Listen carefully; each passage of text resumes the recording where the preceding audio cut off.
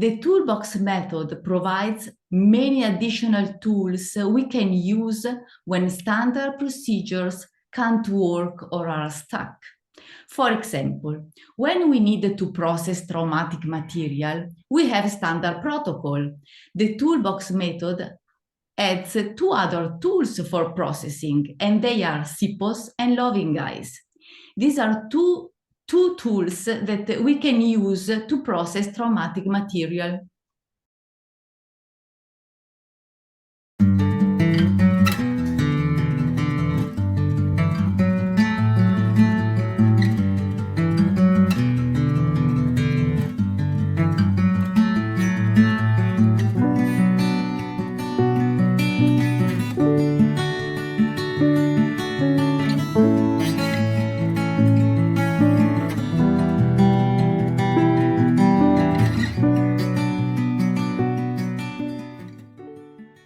Manuela Spadoni, welcome to the Art and Science of EMDR, and thank you for joining us.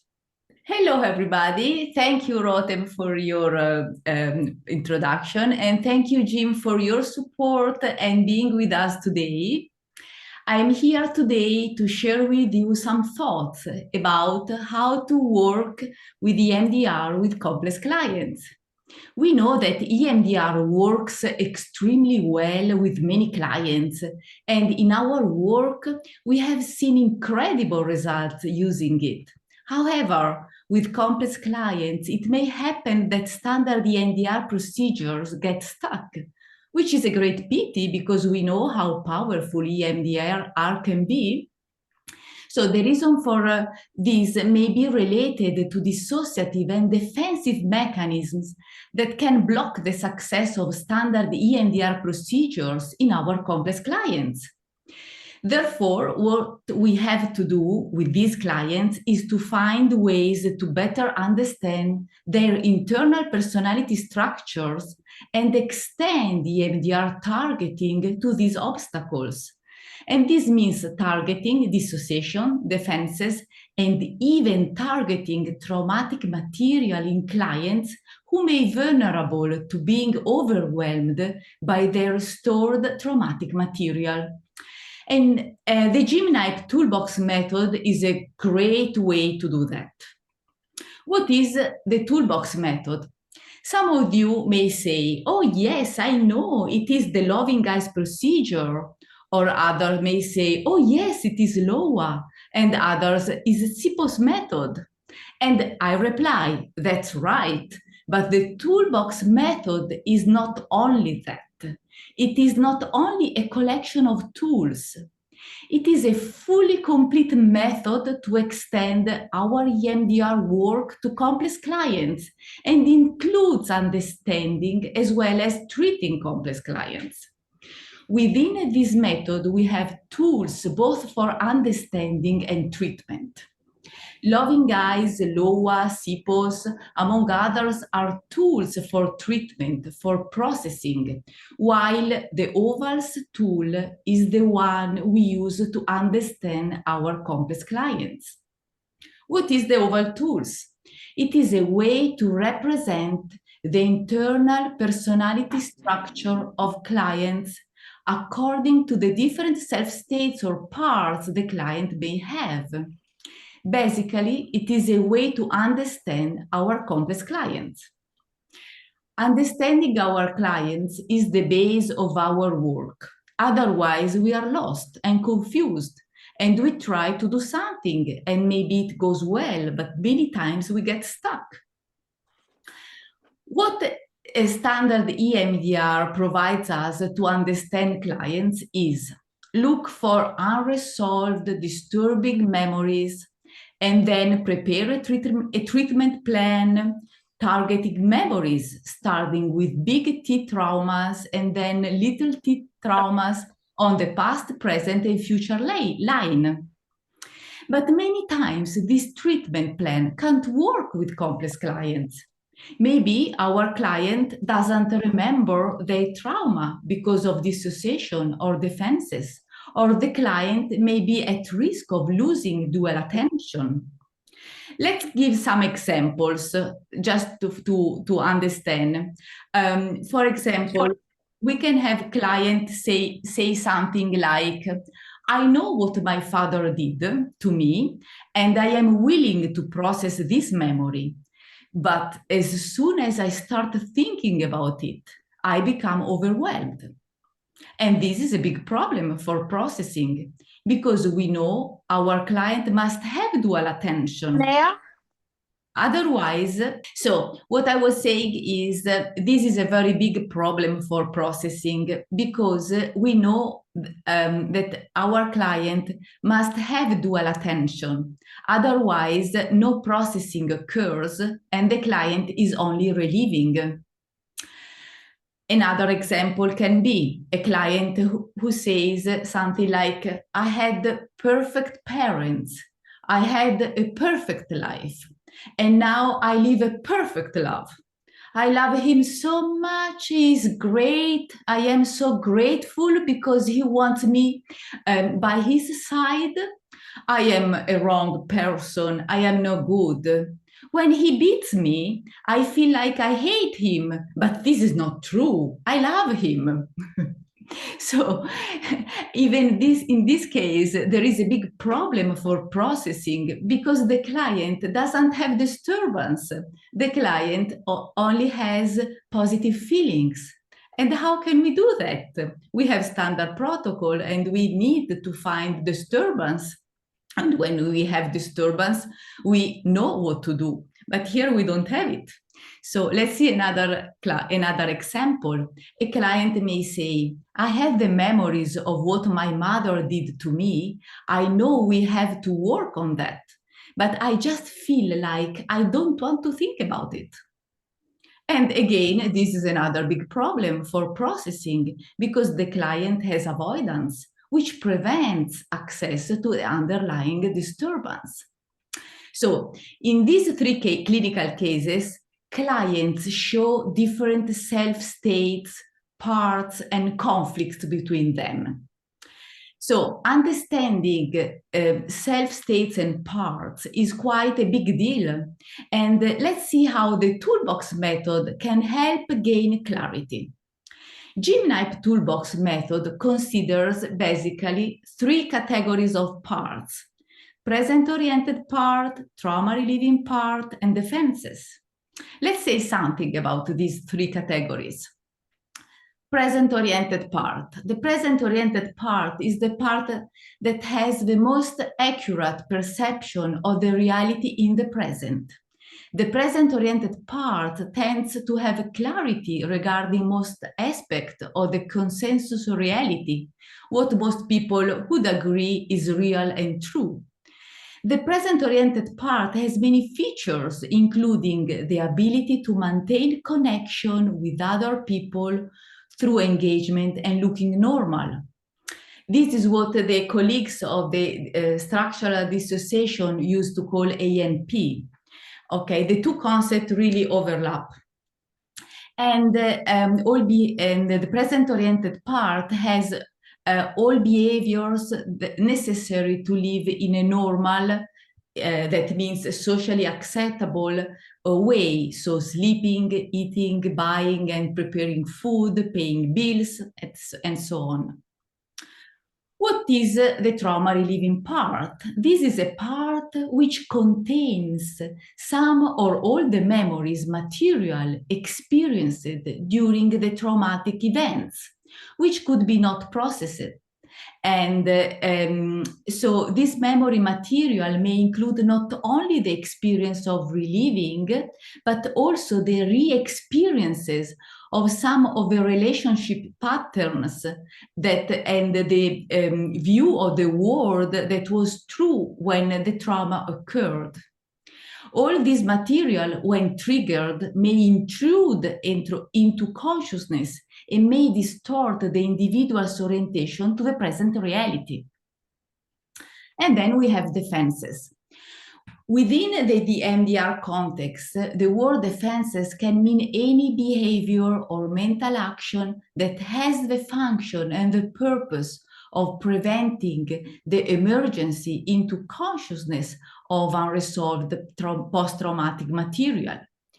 The main purpose of psychological defenses is to prevent intrusion from the unresolved disturbing memory material into the present-oriented part. Defenses are a good short-term solutions, but a big problem in the medium and long term.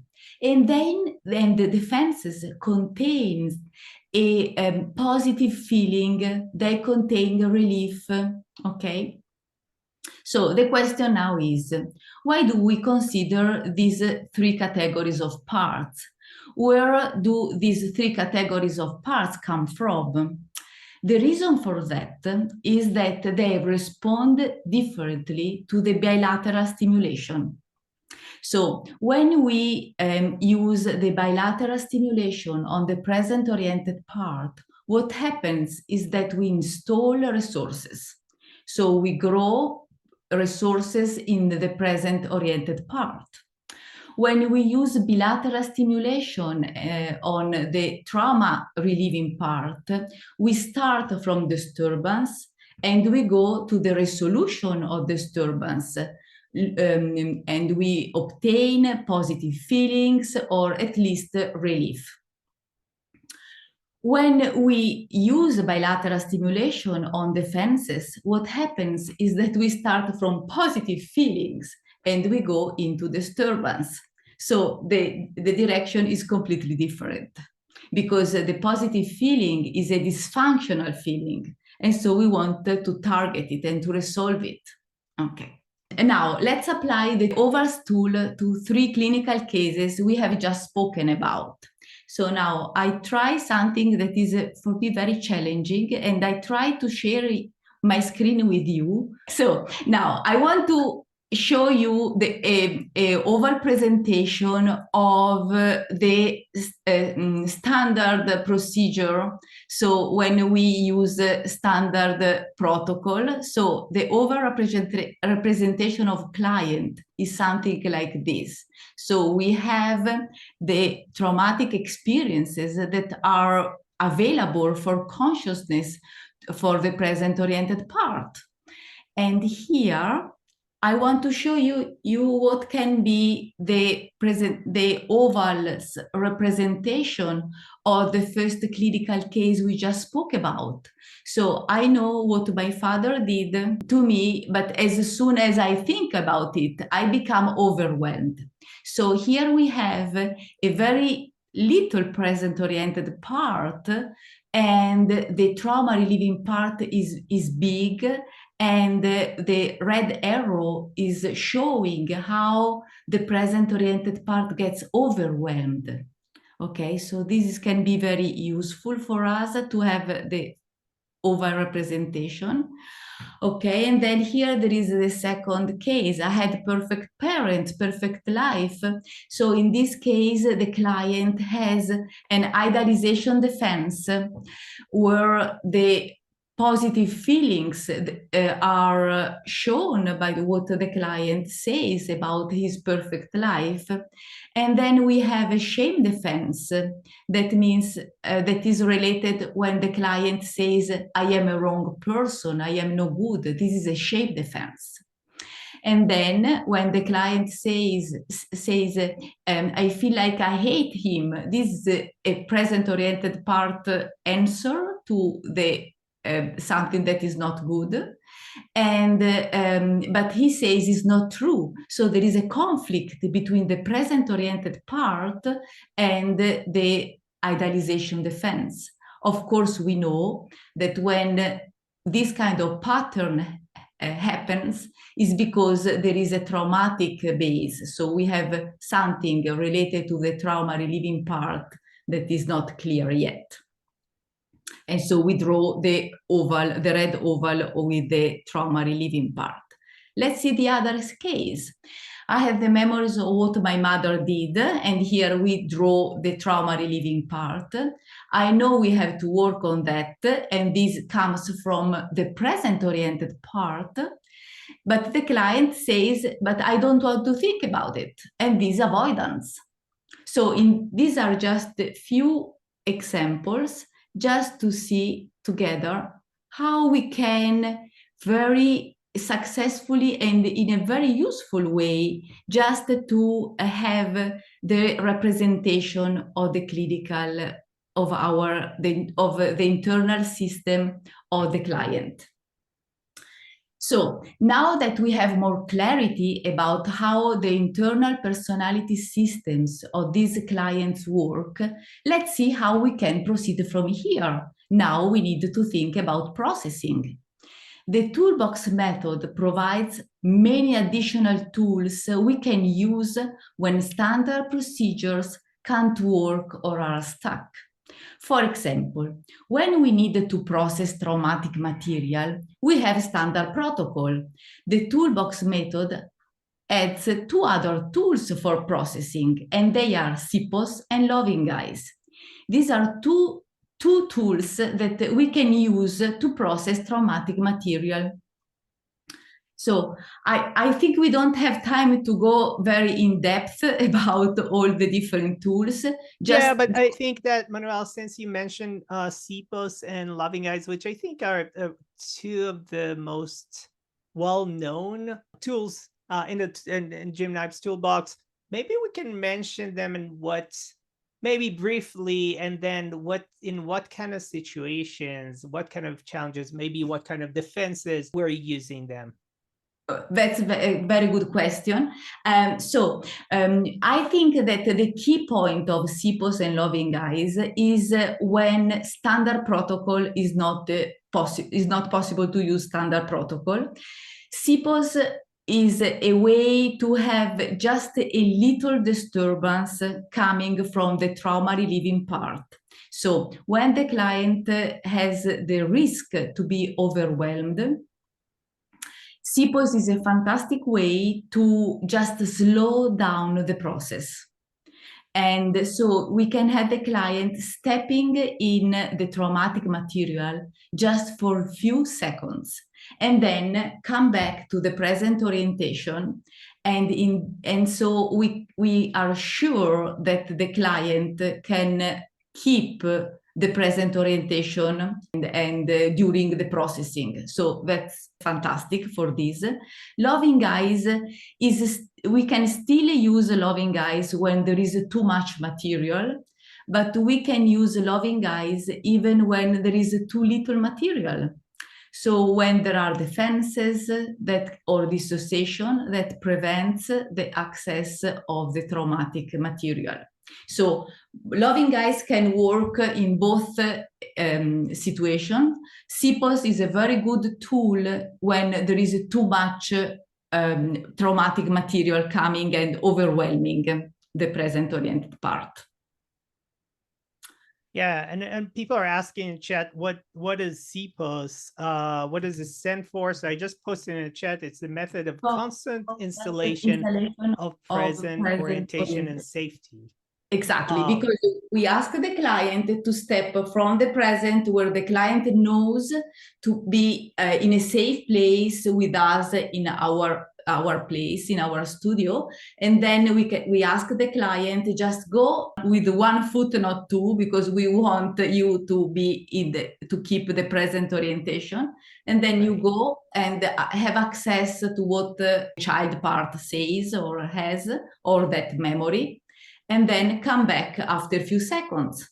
Manuela, just to take a minute to orient the people who joined us a little bit later, we're talking about how to use EMDR today with complex PTSD. So not necessarily with PTSD, adult trauma, or one single event, but we're working with people that processing for 25, 30, 40-second sets can be too overwhelming. So we're kind of titrating. Is that correct, Manuela, that I'm saying? Yes. We're kind of titrating the processing with CIPOS? Exactly. And then we have the back of the head scale that can be used together with CIPOS. And this is a very important tool to check the present orientation of client. So this is a tool we can use, asking the client on a scale that comes from back of the head, from here, up to here, where are you now? And this is very useful because we need to have the client present oriented when processing. So this is another important tool that is in the toolbox method. And then we have tools for targeting defenses. So we have three kind of defenses. We have avoidance defense, shame defense, and idealization defense. According to the toolbox model, we have these three kind of defenses, and we have tools for each of them. So for avoidance and shame, we have LOUA, what's good about. For idealization, we have LOPA. I think that these tools are well known as well, right, Rotem? Yes. Okay. And then we have another important tool that is the internal healing dialogue that is reinforced with using bilateral stimulation. And this is the tool we can use when we need to target dissociation. So what I'm saying here is that in the toolbox method, we have tools really to target all the obstacles that we can have in complex clients, the ones that make stuck the use of the standard procedures. I know this is a lot of information. I'm getting some messages. People are private messaging in the chat. There are different ways of learning about these tools, right? We're kind of giving a tiny preview to a very big and important topic in EMDR. And I had a conversation with Jim a few weeks ago, and I think that the EMDR Toolbox is, maybe after Francine Shapiro's 3rd edition, is the most important book in EMDR, because when we are learning EMDR in basic training, we're learning how to work with more simple trauma, standard protocol. But this is, whoever shows up in our office is usually not someone who had perfect life and then 2 weeks ago had a car accident. They need to, I mean, every once in a while they show up and it's really nice because you get really quick resolution. But most people who show up to therapy didn't have perfect life. And a lot of people who show up to therapy do present with complex PTSD. Now, a few ways to learn. So one is, again, the EMDR Toolbox, which is the 2nd edition. Make sure if you get it, get the 2nd edition of the EMDR Toolbox by Jim Knipe. The second one is these flashcards. So these flashcards were developed by Manuela and Jim. Manuela is the author and Jim is the advisor, but they developed it together. And I thought it's very comprehensive, and it covers everything in the toolbox. But actually, Jim shared with me in our conversation a few weeks ago that even has more information than in the EMDR Toolbox book. And so I am going to post in our chat the link. You can buy these on Amazon, but you can buy it directly from Manuela's website, and it's going to be a little cheaper. And these are not very cheap, but the advantage is that this is literally an EMDR course in a box. And I spend a lot of time learning about the science of learning and learning how we can learn better. And reading a book and highlighting and reading it again is not an effective mode of learning. But if you're using flashcards, it's called retrieval. That's what scientists who study learning call it, retrieval process. You're going to the flashcards and you're thinking before you are reading the answer. That's an effective way to learn. And this is going to make this information available to you when you're with a client, right? Because you're not in high school and history class and you need to just, dump all that information. You need to have it available when you're with the client. Now, the third method is our book club, the EMDR book club that will host Manuela for 3 months. So we will cover these topics that Manuela covered today in more depth. And is there anything else we want to cover, Manuela, before we switch over to the Q&A? Because we do want to let our members, to give them an opportunity to ask some questions? I think the questions are welcome, and I think it's a very important moment, so I am ready. I think that's fantastic. Yeah.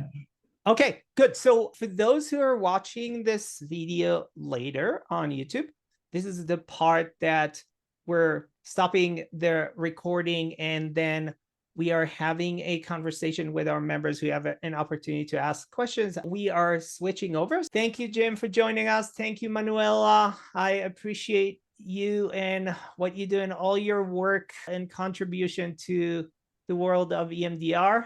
Thank you so much, everybody. Thank you. Thank you. Thank you, and have a good day, everyone.